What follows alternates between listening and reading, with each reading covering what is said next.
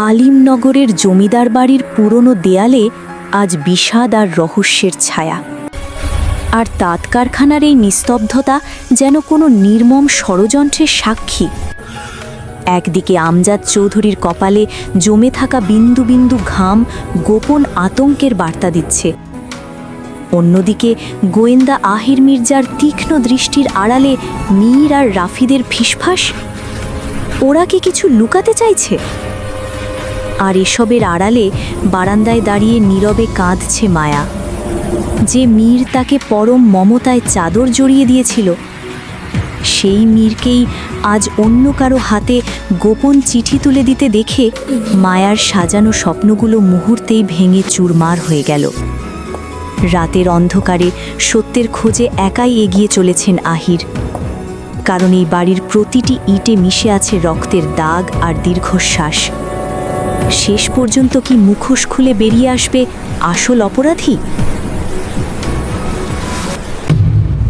The silent manor, লিখেছেন Diana Imroz lucky. পর্ব ৪।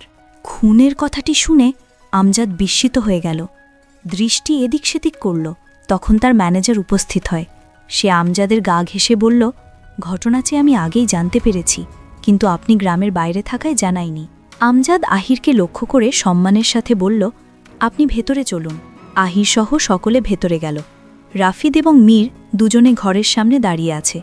ওরা নিজেদের মধ্যে চোখে চোখে কথা বলল। বিষয়টি আহির লক্ষ্য করে। এরপর রাফিদ এবং মীর দুজনেই ঘরের ভেতরে প্রবেশ করে।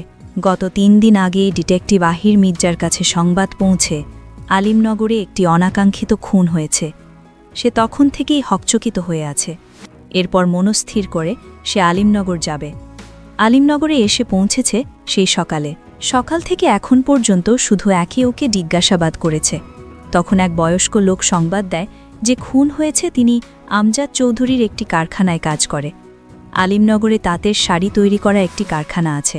সেখানে প্রায় ১০০ জন শ্রমিক কাজ করেন। মহিলারা আছে বেশ কজন, যাদের দায়িত্ব নেয়ার মতো কেউ নেই, না বাপ, না স্বামী, না ছেলে সন্তান। সে সূত্র ধরে আহির মির্জা তদন্ত করার জন্য জমিদার বাড়িতে উপস্থিত হয়। বৈঠকখানায় বসে আছে পুরুষেরা, আমজাদ, থমাস, আমজাদের ম্যানেজার আবুল কালাম, তার সাথে মীর এবং রাফিদ। সোফার অপর প্রান্তে আহির মির্জা, পেছনে তার সহকারী দাঁড়ানো। বুলবুল এসে চা রাখল মাঝের টেবিলে। আহির তখন মাথা থেকে ফেডোরা খুলে ফেলল। এরপর শান্ত মস্তিষ্কে আমজাদ চৌধুরীর দিকে তাকিয়ে বলল, মিস্টার চৌধুরী, শ্রমিক মিলন আপনার কারখানায় কতদিন যাবৎ কাজ করছিল? এই প্রায় ৬ বছর। ৬ বছরে আপনি তাকে কখনো দেখেছেন? তাকে কারোর সাথে ঝগড়াঝাটি করতে, অথবা তার কোনো শত্রুতা আছে কিনা কারো? পায়ের ওপর পা তুলে বসে আহির। আমজাদ ভেবে জবাব দিল, আমার জানামতে নেই, আর ও তো খুব ভালো মানুষ ছিল। তাছাড়া আমি তো ব্যবসার কাজে থাইল্যান্ডে ছিলাম দীর্ঘ বছর। তাহলে আপনার কারখানাকে সামলাতো? আমজাদ ঘুরে রাফিদের দিকে দেখল। আমার ছেলে এবং ম্যানেজার, বাকি দেখভালের জন্য অনুচারীগণ আছে। এরপর আমজাদ নাকের এবং কপালের বিন্দু বিন্দু ঘাম মুছে। আহির কয়েক সেকেন্ড নীরব রইল। এরপর টেবিল থেকে চাটা হাতে তুলে নিল। চায়ে চুমুক দিয়ে বলল, কোনো প্রশ্নের জবাবে যখন কেউ মিথ্যে বলে তখন তার নাকে ঘাম জমে। কি বলতে চাইছেন আপনি? রাফিদ উৎকণ্ঠিত হল। আমজাদ হাতের ইশারা করে চুপ করতে বলল রাফিদকে। আহির চায়ের কাপ টেবিলে রেখে দেয়। তুমি নিশ্চয় রাফিদ, যুবক বয়স, তাজা রক্ত, আমার আর তোমার বয়স একই হয়ে থাকবে। রাফিদ কিছু বলল না। আহির পুনরায় জিজ্ঞেস করল, বোনকে নিশ্চয় খুব ভালোবাসো? বিচক্ষণ প্রশ্ন আহিরের। রাফিদ একবার মীরের দিকে দেখে বলল, বোনকে তার ভাই ভালোবাসবে এটাই স্বাভাবিক, কিন্তু আমার বোন আছে সেটা আপনি কিভাবে জানলেন? আহির এবার হেসে উঠল সশব্দে। তার হাসি দেখে সবাই স্তম্ভিত হল। জয়ন্তন দোতলার রেলিং ধরে দাঁড়িয়ে আছে। সে শুনছে তাদের কথোপকথন। তার পাশে ঠিক কয়েক হাত দূরে মায়াও রেলিং ধরে দাঁড়িয়ে আছে। মায়া, সেও শুনছে ডিটেকটিভ আহিরের সাথে সবার কথোপকথন। জয়ন্তন ঘুরে মায়ার দিকে দেখল। মায়াও তার দিকে তাকিয়ে চোখে চোখ মিলাল। হাসি থামায়। হাসলেন কেন? মীর প্রশ্ন করল। আমি এখানে এসেছি তদন্ত করার জন্য, কিন্তু তার মানে এই নয় যে আমি কিছু জানি না। আপনাদের সমস্ত তথ্য আমার কাছে আছে। থেমে গেল আহির। ততক্ষণে সকলে একে অপরের সাথে চাবাচাবি করল। আহির আবার বলল, পূর্ব জমিদার বংশের অনেক ঘটনা শুনেছি। তা থেকে বুঝতে পারলাম জমিদার বংশের অনেক সংস্কার। সংস্কারের বাইরে গেলে এর পরিণতি ভালো হয় না। যাকগে, সেসব দিয়ে আমি কি করব? আচ্ছা রাফিদ, তোমার কি মনে হয় কে বা কারা শ্রমিক মিলনকে হত্যা করেছে? রাফিদ কিছুটা অপ্রতিভ হয়ে জবাব দিল, তা আমি কিভাবে জানব? আর কারা এরকম করতে পারে আমার তা ধারণার বাইরে, বলা মুশকিল। আহির একটু হেয়ালিপূর্ণভাবে বলল, মুশকিল, প্রশ্ন, দূর এবং জবাব মেলাতেই তো আমি এসেছি। আমজাদ কিছু ভেবে বলল, আপনার তদন্ত করতে কতদিন সময় লাগবে? যতদিন না সত্যটা উন্মোচন করতে না পারব। সোজা সাপটা জবাব যেন আহিরের।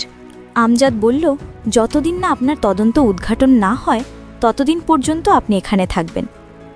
আমজাদ থেমে বুলবুলকে লক্ষ্য করে বলল, বুলবুল, ওনাদের জিনিসপত্রগুলো অতিথি ঘরে দিয়ে আয়। এরপর আহিরের দিকে তাকিয়ে বলল, আর কিছু জানার আছে?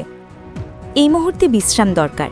যদি মস্তিষ্কে বেশি চাপ পড়ে তবে ধারণ ক্ষমতা লোপ পাবে। আমার সময় মতো যখন তখন জিজ্ঞেস করে নেব যা জানার বাকি। এখন যাই। বলি উঠে দোতলার দিকে যেতেই থমকে দাঁড়ায়। ঘুরে তাকালো মীরের দিকে। তাকে জিজ্ঞেস করল, তুমি কে? আমি মীর জাফান শান, এখানে বেড়াতে এসেছি। আহির চলে যায় অতিথি ঘরে, সাথে তার সহকারী। মীরকে প্রশ্ন করার বিষয়টি থমাসের ভালো লাগেনি। সে কোনোভাবেই চান না তার ছেলে বিনা কারণে হয়রানির শিকার হোক। থমাস আমজাদকে ভরসা দিয়ে বলল, চিন্তা করিস না এসব নিয়ে। খুনটা কে বা কারা করল তা তদন্ত করলে বিষয়টি পরিষ্কার হয়ে যাবে। তুমি তো জানো থমাস, আমি আমার শ্রমিকদের ভালোবাসি। ওর প্রাণটা চলে গেল, তার উপর আমার কারখানা। না জানি দুর্নাম ছড়িয়ে পড়ে। এরকম কিছুই হবে না, সাহস রাখো। আহির খুব বুদ্ধিমান, সে ঠিকই সব রহস্য উন্মোচন করবে। তাই যেন হয়। দিন ফুরিয়ে একটা সুন্দর বিকেলের আগমন ঘটল। আকাশে তখন হালকা কমলা রঙের আভা, যেন সূর্য বিদায়ের আগে পৃথিবীকে শেষবার ছুঁয়ে দিতে চায়। চারদিক জুড়ে মৃদু হাওয়া, পাতার মর্মর শব্দে মন ভরে যায়। দূরে কোনো নাম না জানা পাখি ডাকছে টানা সুরে, যেন দিনের শেষে সেও ঘরে ফিরছে। দূর দূরে গাছের নিচে শিশুরা হাসি চিৎকারে দৌড়ঝাঁপ করছে। মাঠের ধারে কয়েকজন কৃষক ক্লান্ত শরীর নিয়ে বসে বিশ্রাম নিচ্ছে। কারো হাতে চায়ের কাপ, কারো চোখে তৃপ্তি। পুকুরের জলে সূর্যের শেষ আলো ঝলমল করছে। জলটা যেন সোনায় মিশে গেছে। বাতাসে এক ধরনের শান্তি, মাটির গন্ধে এক অদ্ভুত প্রশান্তি। সব মিলিয়ে বিকেলটা এমন যে মনে হয় পৃথিবী যেন একটু থেমে গেছে, শুধু নিঃশব্দে বলছে, আজকের দিনটা সত্যিই সুন্দর। কিন্তু মায়ার ফের বলতে ইচ্ছে করছে, না, দিনটা সুন্দর নয়, বরং নিজেকে বিষিয়ে তোলার মতো একটি দিন। মায়া বাড়ির বাগানে বসে আছে। সকালে হঠাৎ তার বিয়ের আলোচনা করেছে সকলে। সবার অভিব্যক্তি দেখে তখন বোঝা গিয়েছিল সবাই রাজি, আর মীর যেন একটু বেশিই খুশি। কিন্তু সে এখন বিয়ের জন্য প্রস্তুত নয়। তার থেকেও বড় বিষয়, সে মীরকে ভালোবেসে ফেলেছে, কিন্তু এটা কাউকে বলতেও পারছে না। মীর বোধহয় তাকে ভালোবাসে না, সেটাও মায়া বুঝতে পারছে। সে বড্ড বিষণ্ণ হল। একটা মৃদু বাতাস আসে, তার চুল উড়িয়ে দিল। দূর থেকে পায়ের শব্দ এলো, হয়তো তৃষ্ণা আসছে ডাকতে। কিন্তু মায়া উঠল না। বাগানের নিস্তব্ধতার ভেতর সে নিজের সঙ্গে কথা বলছিল, নিজের ভবিষ্যতের সঙ্গে এক অদৃশ্য লড়াই করছিল। মায়ার পাশের চেয়ারে এসে বসে মীর। মীরের পরনে পাঞ্জাবি, সাদা পাঞ্জাবিতে মীরকে খুব সুদর্শন দেখায়। এটা বলেছে শালুক। তার উপর একটা শাল পেঁচিয়ে রেখেছে। দিনের শেষ প্রহরে শৈত্যপ্রবাহ ধীরে ধীরে বেড়ে যায়। মায়া মিষ্টি রঙের একটা 3 পিস পরেছে, গলায় পেঁচানো ওড়না, সুতি কাপড়ের 3 পিস, কোনো শীতের পোশাক নেই পরনে। মীর তখন নিজের গায়ের শালটা খুলে মায়ার পেছন থেকে জড়িয়ে দেয়। মায়া আকস্মিক অবাক হল। এতক্ষণ তার পাশে মীর ছিল, সে খেয়ালই করেনি। মায়া মুখ ফিরিয়ে নিল। মীর আবিষ্ট কণ্ঠে বলল, বিয়ের কোণে রাগ করে আছে দেখছি। বিয়ের কোণেকে সবসময় হাসি খুশি থাকতে হয়। আমার বিয়ে নিয়ে আপনার ভাবতে হবে না। তা কি করে হয়? আমার তোমার বিয়ে নিয়ে অনেক শখ আছে। গ্রামের বিয়ে কখনো সচক্ষে দেখেনি, কিন্তু এখন আমি ঘনিষ্ঠ আত্মীয়ের বিয়ে দেখব। অনেক আনন্দ হবে। কি বলো তুমি? মায়া মীরের দিকে তাকিয়ে বলল, সত্যি খুব আনন্দ হবে। মীর মায়ার চোখের দিকে তাকায়, তার চোখে জল। মীর কিঞ্চিত অবাক হয়ে বলল, তুমি কাঁদছ কেন? তুমি কি বিয়েতে রাজি না? আর আমরা তো তোমার বিয়ে এখনই দিচ্ছি না, তোমার পছন্দের কেউ থাকলে বলতে পারো, বলো আছে কি? মীর এর এরূপ প্রশ্নে মায়া নিশ্চিত হল মীরের মনে তার কোনো স্থান নেই। তৃষ্ণা ঠিকই বলেছে, বিদেশি ছেলে ফিরে আবার বিদেশেই চলে যাবে। হয়তো ওর মনেও কোনো না কোনো বিদেশিনীর বসবাস। মায়া দৃষ্টি সরিয়ে ফেলল, বলল, অবশ্যই আমি বিয়েতে খুশি। বাবা যে ছেলে পছন্দ করবে আমি তাকেই বিয়ে করব, বলে বাগান থেকে ঘরের ভেতরে চলে যায়। মীর মায়ার যাওয়ার পানে দেখে বলল, মেয়েদের আর কিছু থাক বা না থাক, রাগ থাকবেই, আর এদের রাগের কখনো কখনো ব্যাখ্যাও হয় না, ব্যাখ্যা থাকলেও বলতে চায় না। অদ্ভুত, খুবই অদ্ভুত। মীরের কাছে উপস্থিত হয় আহির। মীর তাকালো আহিরের দিকে। আহির গাঢ় খয়েরি রঙের শার্ট পরা, সাথে অ্যাশ রঙের প্যান্ট। সে পুনরায় পায়চারি করতে করতে বলল, দুনিয়াটা বড়ই বিচিত্রময়। আমরা মানুষকে চিনতে পারি না, কখনো তাকে চিনেও না চেনার ভান করি, কখনো প্রিয় মানুষটি চোখের সামনে আমাদের ভালোবাসা পাওয়ার জন্য ছটপট করে, কিন্তু আমরা তাকে মূল্যায়ন করি না। আর যখন সেই মানুষটা আমাদের থেকে অনেক দূরে চলে যায়, তখন আমরা আর্ত চিৎকার করি, কিন্তু মানুষটি আর ফিরে আসে না। মীর দাঁড়িয়ে বলল, এসব আমাকে শোনাচ্ছেন কেন? তুই আমাকে তুই বলে সম্বোধন কর, আমরা তো পাশাপাশি বয়সের। মীর মসৃণ হেসে বলল, হঠাৎ করে তুইটা আসবে না, তবে কোনো এক পরিস্থিতিতে চলে আসবে তুই ডাকটি। আমি সেই পরিস্থিতির জন্য অপেক্ষা করছি, বলে হাসে আহির। মীর ও আহির দুজন বাড়ির চৌখাট পেরিয়ে সরু পথ ধরে হাঁটতে লাগল। মীর একটি সিগারেট ধরালো। সিগারেট খেলে ক্ষতি হয়, আহির বলল। মীর সিগারেট ফুঁকে বলল, ক্ষতি হবে জেনেও জীবনে ঝুঁকি নিয়ে আমরা, হয় শখের জন্য নয় সুখের জন্য। আহির গভীর শ্বাস ফেলে বলল, শেষমেশ শখও পূর্ণ হয় না, সুখেরও দেখা মেলে না, কিন্তু হৃদয় দিব্যে পুড়ে যায়। প্রতিদিন সিগারেট খাও? না, মাঝে মধ্যে। মীর সিগারেট ফেলে দেয়। আহিরের দিকে তাকিয়ে নীরব বিভ্রান্তি নিয়ে বলল, আপনি সত্যি ডিটেকটিভ তো? আহির ঘুরিয়ে প্রশ্ন করে, তুমি সত্যিকারের ডিটেকটিভ নও তো? মীর হেসে উঠল, সাথে আহিরও। আহির থেমে বলে, তুমি যেভাবে জিজ্ঞেস করলে আমার এটাই মনে হলো। শালুক নিজ ঘরে বসে আছেন। আমজাদ ইজি চেয়ারে বসে আছে, বিষণ্ণতার ছোঁয়া তার মুখে। শালুক তার পেছনে গিয়ে দাঁড়ালো, মাথার কাপড় টেনে বেশ নতজানু হয়ে বলল, আপনার কারখানায় অনাকাঙ্ক্ষিতভাবে একজন খুন হয়েছে, এটি নিয়ে আপনি চিন্তিত আমি বুঝতে পারছি। এতটুকু বলে থামে শালুক। আমজাদ নিরুত্তর। শালুক আমজাদের সম্মুখীন হয়ে পুনরায় বলল, শুনেছি সকালে মা মায়ার বিয়ের কথা বলছিল, আপনি এখনই ওর বিয়ে দিতে চাচ্ছেন? হ্যাঁ, চারদিকে যা হচ্ছে তাতে বিয়েটা এখনই সেরে ফেলা ভালো।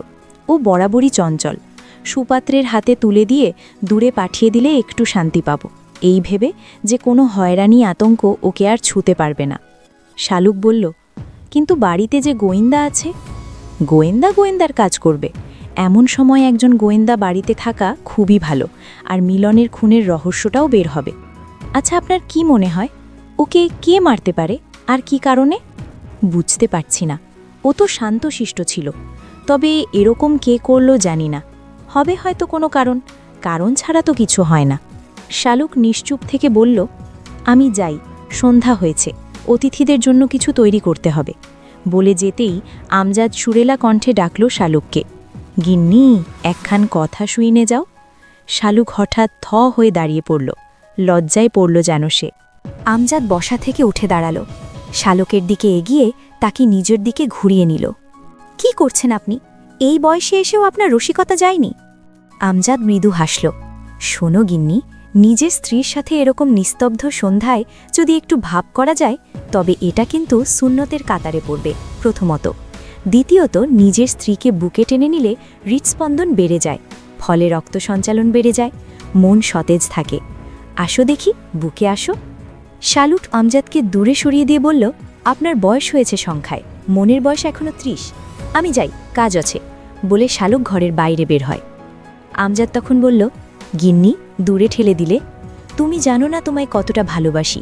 তুমি যদি আমার হৃদয়টা চাইতে, আমি বিনা দ্বিধায় দিয়ে দিতাম, টাকার বিনিময়ে নয়, শুধু একটু ভালোবাসার বিনিময়ে। শালুক মুখে কাপড় দিয়ে চাপা স্বরে হেসে চলে যায়। অন্যদিকে আমজাদ হাসল। আমজাদ বরাবরই জ্ঞানী একজন মানুষ। তিনি কখনোই চান না তার জন্য কেউ কষ্ট পাক, চিন্তা করুক।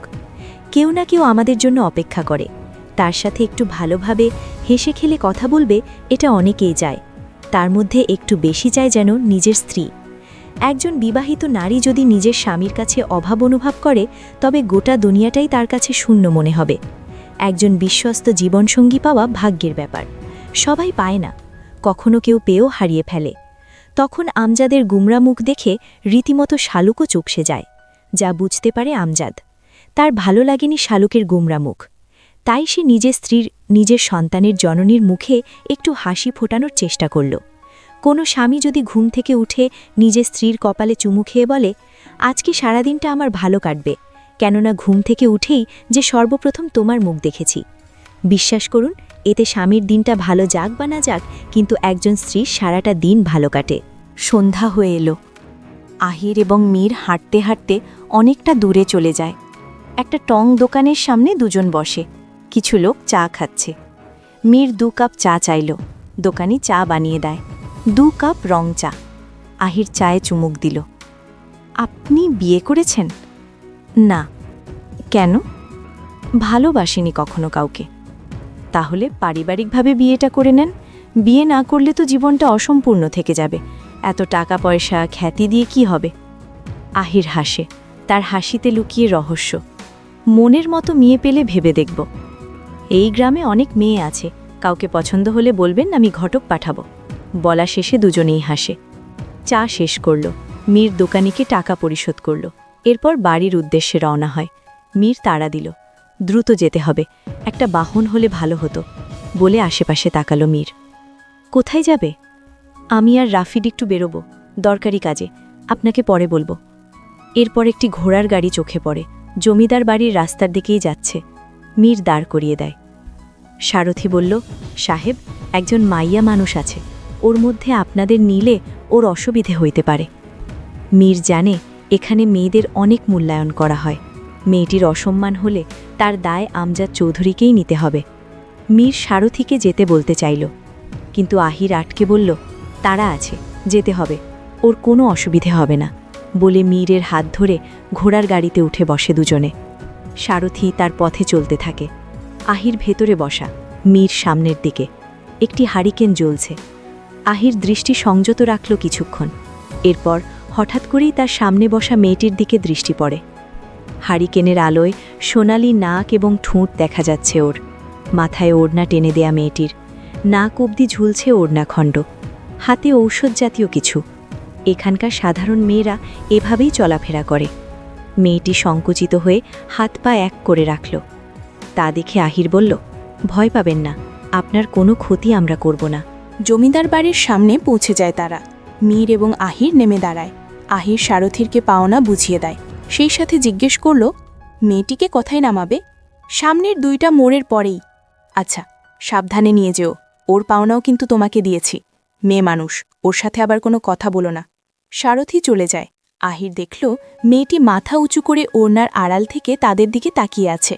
মীরের ঘরটা হাট করে খোলা। মায়া একবার এসে উকি দিয়ে দেখেছে মীর নেই। তখনই দেখে মীর আসছে তার ঘরের দিকে। মায়া সরে যায়। মীর তার ঘরে প্রবেশ করে দরজাটা লাগিয়ে দেয়। মায়া জানালার ফাঁক দিয়ে দেখল মীর কিছু লিখছে, বেশ মনোযোগ দিয়ে। লেখাটা শেষ করে নিজেই একবার পড়ল, সাথে একরাশ নিঃশব্দ হাসি। নিশ্চয়ই চিরকুট। মায়ার কাছে তখন শেফালি উপস্থিত হয়। মায়া ইশারায় শেফালিকে চুপ থাকতে বলে। মীর চিরকুটটি পাঞ্জাবির পকেটে রাখল, এরপর ঘর থেকে বের হয়ে রাফিদের ঘরের দিকে হাঁটতে লাগল। মায়া ও শেফালি আড়ালে লুকিয়ে পড়ে। এরপর দুজনে কৌশলে মীরকে অনুসরণ করে। মীর রাফিদের ঘরে চলে গেল। রাফিদ ঘরে বসে কিছু কাগজপত্র নিয়ে ঘাটাঘাটি করছিল। মীর তার ঘরে প্রবেশ করে। দরজা পুরোপুরি লাগায়নি, হাট করে খোলা। মায়া সাহস করে রাফিদের ঘরে ঠকতে পারল না। কিন্তু মীর কি লিখেছে এটা যে তার জানতে হবে, কিন্তু কিভাবে? মায়ার মাথায় তখন চট করে বুদ্ধি চলে আসলো। শেফালিকে মায়া বলল, তুই ভাইয়ার ঘরে যা, ঘর মোছার কথা বলে ঘর মুছতে শুরু করবি, আর তারা কি বলে শুনবি। শেফালি বলল, যদি ভাইয়াই বুঝতে পাইরা আমারে কিছু কয়, বললে শুনবি বলেই মায়া শেফালিকে ধাক্কা দিয়ে রাফিদের ঘরে পাঠিয়ে দেয়। রাফিদ এবং মীরের মাঝে হঠাৎ শেফালি উপস্থিত হওয়ায় তারা কিছুটা স্তম্ভিত হয়। দাদাবাবু, ছোট্ট মালকিন কইছে আপনার ঘরে নাকি ময়লা পড়ছে, তাই আমারে মুছতে পাঠাইছে। বলা শেষে নিচে বসে নিজের ওড়না দিয়ে ঘর মোছা শুরু করে। বারান্দায় চল, আমি মলিনীর জন্য একটা চিঠি লিখেছি, চল দিয়ে আসি। কিন্তু রাফিদ নাকচ করল। মীর তখন বেশ জোড়াজুড়ি করল রাফিদকে। এরপর রাফিদ মোহিনীদের বাড়ির উদ্দেশ্যে যেতে রাজি হয়। তারা কথা বলার জন্য বারান্দায় গেলে শেফালি ঠিকমতো কিছু শুনতে পায়নি কি বলেছে তারা, শুধু দেখেছে মীর রাফিদকে জোড়াজুড়ি করেছে। এরপর রাফিদ ও মীর ঘর থেকে বেরিয়ে যায়। কি বলেছে তারা? আমি যাওয়াতে ওনারা বারান্দায় গেছে কথা কইতে, আমি ঠিকমতো কিছুই শুনি নাই, তবে এইটা বুঝতে পারছি ওই মীরবাবু রাফিদ বাবুরে অনেক জোড়াজুড়ি করছে। চল আজ ওদের পিছু নেব, দেখব ওরা কোথায় যায়। কিন্তু বাড়ির কেউ যদি টের পায়, কেউ কিছু বুঝতে পারবে না। চল। ঘরের বাইরে গাড়ি রাখা। আজ আর অশ্ব নিয়ে তারা বের হয়নি, গাড়ি নিয়ে বের হয়। মীর ড্রাইভিং সিটে, রাফিদ পাশে। তারা বাড়ির চৌখাট পেরিয়ে চলে যায়। তাদের পিছু নেয় মায়া ও শেফালি। তারা অশ্ব নিয়ে বের হয়। শেফালি প্রথমবার অশ্বের পিঠে চেপেছে, খুব ভয় পায় সে, কিন্তু মায়া খুব জোর করল। এরপর তারাও চলে যায় বাড়ির চৌখাট পেরিয়ে। বিষয়টি লক্ষ্য করে আহির মির্জা।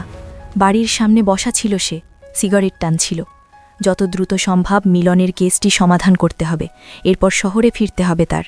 কিন্তু কেসটি তার কাছে একটু জটিল মনে হল অন্যান্য কেসের তুলনায়। মিলনের হত্যাকাণ্ডের বিষয়টি ঘিরে এখনও পর্যন্ত সে জমিদার বাড়ির লোকদেরই সন্দেহ করছে, কিন্তু কতটুকু তার সন্দেহ সঠিক তা যে জানতে হবে। সিগারেট ফেলে দেয়। এরপর তার গাড়ি নিয়ে বের হয় রাফিদ এবং মীরকে অনুসরণ করার জন্য। তখন মীর বলেছে একটা দরকারি কাজ আছে, কিন্তু কি জিজ্ঞেস করলে উত্তর মিলেনি। আহিরের সন্দেহ হয়। আব্দুল মোতালেব হোসেন আজ বাড়িতে নেই, শহরে গেছেন কাজের জন্য। যাওয়ার আগে বারবার মোহিনীকে বলে গেছেন, যতদিন আমি না ফিরব ততদিন ঘরের বাইরে বের হবে না, কুঠুরি পর্যন্ত যাবে না। এখন ঘরে শুধু মোহিনীর মা। মোহিনী কথা শোনেনি তার বাবার।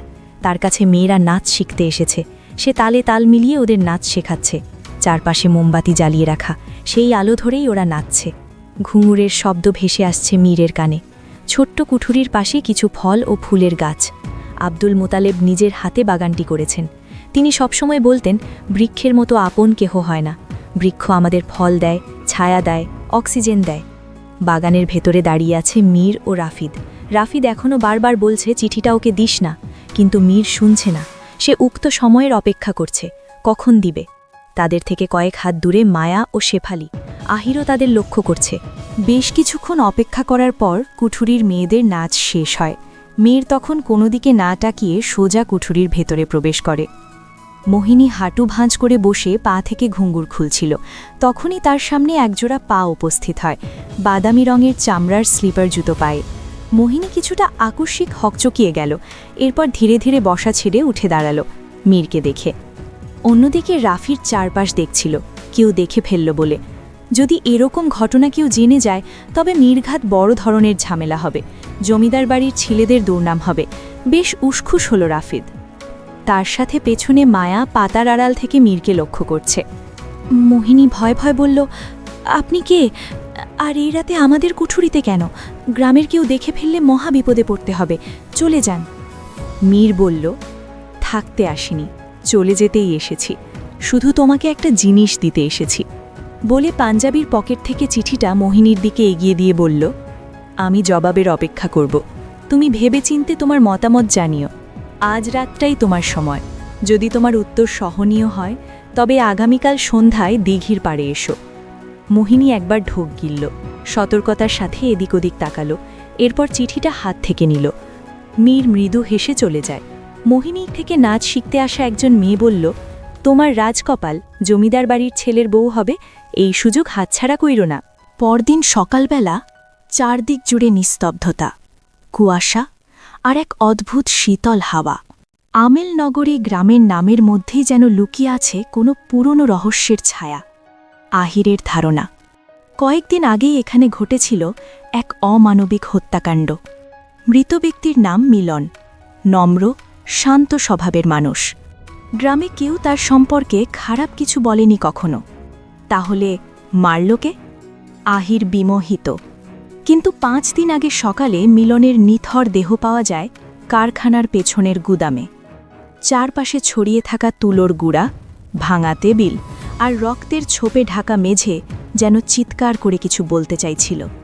কারখানার ম্যানেজার আমজাদ চৌধুরীর ঘনিষ্ঠ আবুল কালাম সেই পুলিশকে জানিয়ে প্রথমেই নিজের নির্দোষিতা দাবি করেন। আমি কিছুই জানি না ডিটেকটিভ সাহেব, শান্ত কণ্ঠে বলেছিল সে। ও ছেলেটা সবার প্রিয় ছিল, আমারও। আবুল কালাম প্রথম দিনই আহির মির্জার সাথে কথা বলে। আমজাদ চৌধুরী শুধু শান্ত থেকে জবাব দিয়েছিল গতকাল। কিন্তু ডিটেকটিভ আহির মির্জা জানে, যখন কেউ অতিরিক্ত শান্তভাবে কথা বলে তখন তার ভেতরে লুকিয়ে থাকে কিছু না কিছু। আজ সকালেই আহির মির্জা বেরিয়েছেন গ্রামের লোকজনের সঙ্গে কথা বলতে। পশ্চিম পাড়া, মিলনের ঘর, চায়ের দোকান সবখানে যাচ্ছেন সে। প্রত্যেকের চোখে তিনি খুঁজছেন ভয়, দ্বিধা কিংবা সত্যের ঝিলিক। আহির তার গাড়ি নিয়ে কাপড়ের কারখানার কাছে একটা চায়ের দোকানে উপস্থিত হয়। গাড়ি থেকে নেমে চারদিকে তাকালো, সাথে তার সহকারী। চায়ের দোকানে এসে চা চাইল। দোকানি এক বৃদ্ধ। চা বানিয়ে দিল দোকানি। আহির হাতে নিল।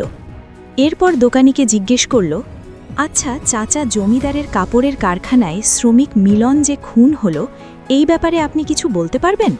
দোকানদার ধীরে বলল, বাবু, মিলন ভালো মানুষ ছিল, কিন্তু শেষ কদিন ও কই যাইতো কেডা জানে। চুপচাপ ছিল, যেন কাইন্ডা কিছু ভাবত। আর কইতো, চাচা, যদি ময়রা টইরা যাই তবে দাবি রাইখো না। আগেই যেন মৃত্যুর সংবাদ পাইছিল। দোকানে দুঃখ প্রকাশ করে। আপনি পরে ঘুমান, ওদিকে অঘটন ঘটে গেছে। বলতেই মীর লাফিয়ে উঠে বসল। কি হয়েছে? তখন বুলবুল হেসে হেসে মীরের পা টেপা শুরু করে এবং বলল, এটা না বললে তো আপনি ঘুম থেকে উঠতেন না। তুই আমার পেছনে কেন পড়ে আছিস? মীর হামি তুলল। আমি আপনার পেছন পড়ে নাই তো, আমায় মালকিন বলছে সবার খেয়াল রাখতে, তাই খেয়াল রাখছি। আরে মদন, খেয়াল রাখতে বলছে, কাউকে লুকিয়ে লুকিয়ে অনুসরণ করতে বলেনি। বুলবুল মুখটা অন্ধকার করে ফেলল। ও মীরকে অনুসরণ করেছে, লুকিয়ে কথা শুনেছে, তা মীর জেনে গেল কিভাবে? মীর একটা সিগারেট ধরিয়ে ফুঁকে, আচ্ছা, তোর মায়া আপামনি কি ঘুম থেকে উঠেছে? সংবাদটা দিমু তার আগে আমার একটা জিনিস চাই। কি চাই তোর আবার? টাকা। তুই টাকা দিয়ে কি করবি? মানুষের কতই তো শখ থাকে। আমার শখ আমি শহরে ঘুরতে যাবো, তাই টাকা জমাই। টাকা দরকার বললেই হয়। বুলবুল টাকা হাতে পেয়ে বলল, গতকাল রাত থেকে মায়া আপামনির শরীরে জ্বর। কি বলছিস? আমায় আগে বলবি না কেন? আগে বললে আপনি জ্বর বুঝে আসতে দিতেন না? বুলবুলের বোকার মতো কথা শুনে মীর বিড়বিড় করে বলল, গাধা একটা, বলে দ্রুতই মায়ার ঘরের দিকে ছুটে যায় মীর। মায়া শয্যাশায়ী, গায়ে কম্বল জড়ানো। শেফালি পাশে বসে আছে। শালুক এবং জয়ন্তন পাশেই বসা। শালুক তার মাথায় জ্বর কমানোর জন্য ঠান্ডা পট্টি দিচ্ছে। পাশের টেবিলে গরম দুধ রাখা। মীর ঘরের ভেতরে প্রবেশ করে। মীরকে দেখে শেফালি বসা ছেলে উঠে দাঁড়িয়ে যায়। জয়ন্তন ভ্রু কুঞ্চিত করে তাকালো। শালুক মীরকে দেখে বলল, দেখ, হঠাৎ করে মেয়েটা জ্বর বাঁধিয়েছে। পই পই করে বলেছি ঠান্ডায় বাহিরে ঘোরাঘুরি করবি না। কে শোনে কার কথা? ওকে কিছু খাইয়েছ? মীর বলল, সেই কখন দুধ এনে রেখেছি, বলে ইচ্ছে করে না খেতে। মীর তাৎক্ষণিক কিছু ভেবে বলল, ছোট্ট মা, দাদি, তোমাদের ডাকছে নিচে, একজন লোক এসেছে। শালুক বলল, শেফালি, তুই দেখ ওকে খাওয়াতে পারিস কিনা। চলুন মা, দেখে কে এসেছে, বলে শালুক ঘর থেকে চলে যায়। কিন্তু জয়ন্তন গেল না। সে ঘরের বাইরে ঘাপটি মেরে দাঁড়িয়ে রইল। মীর মায়ার পাশে ঘেঁষে বসে। মায়া অন্যদিকে মুখ ঘুরিয়ে নেয়। মীর বলল, উঠে বসো। আমি উঠতে পারবো না, শরীর ব্যথা। তখন মীর শেফালিকে লক্ষ্য করে বলল, এই, ওকে উঠিয়ে বসা। আপনার কথা আমি শুনতে বাধ্য নাকি? মায়ার প্রশ্ন। কথা কম বল। পুনরায় শেফালিকে বলল, তোকে কি বলেছি কানে যায়নি? শেফালি তখন মায়াকে উঠিয়ে বসায়। এরপর মীর দুধের গ্লাসটা মায়ার দিকে এগিয়ে দিল। মায়া নাকচ করল। মীর শান্তভাবে খেতে বলল। মায়া এবারও মুখ ঘুরিয়ে নেয়। কেন মীরের কথা শুনবে? গতকাল মীর মাস্টারের মেয়েকে প্রেমপত্র দিয়েছে, যা মায়া স্বচক্ষে দেখেছে। এরপর আর মীরের সাথে তার কথা বলার ইচ্ছে নেই। মায়া দুধ খেতে চাইল না বলে মীর জোর করে খাইয়ে দিল। শেফালি তখন বলল, এইভাবে চাইপা ধুইরেন না, অসুস্থ আপায়। চুপ ছোকরি। জয়ন্তন ঘরের বাইরে থেকে এতক্ষণ সমস্ত কিছু দেখল। এরপর সে স্থান ত্যাগ করে। আজ ঠিক এই টানটান মুহূর্তেই বিদায় নিতে হচ্ছে। আর আমি জানি ঠিক এই সময় থামিয়ে দেওয়ায় আমার উপর আপনাদের রাগ হচ্ছে, কিন্তু গল্পের বাকি অংশ আগামী পর্বেই আসবে। তবে শর্ত একটাই, পরের পর্ব দ্রুত পেতে চাইলে প্লিজ সাইলেন্ট থাকবেন না, কারণ আপনারা অনেকেই নিয়মিত গল্প শুনছেন, অথচ সেই তুলনায় কোনো রিয়াকশন দিচ্ছেন না। মনে রাখবেন, ফেসবুক বা ইউটিউবের অ্যালগরিদম কিন্তু আপনার মনের কথা বোঝে না, তারা বোঝে শুধুই আপনাদের লাইক আর কমেন্ট। ভিউ অনুযায়ী রেসপন্স না পেলে এত কষ্ট করে গল্প কন্টিনিউ করার আগ্রহ ধরে রাখা খুব কঠিন হয়ে পড়ে। তাই আপনারা যদি না চান যে গল্পটি মাঝপথে হারিয়ে যাক, তবে সাইলেন্ট না থেকে প্লিজ একটু অ্যাক্টিভ হন। আজকের এই সাসপেন্স কেমন লাগলো তা কমেন্টে জানান, আর লাইট দিয়ে রিচ বাড়িয়ে দিন, কারণ আপনাদের রেসপন্স পেলেই বাকি অংশ নিয়ে আমি খুব দ্রুত হাজির হব।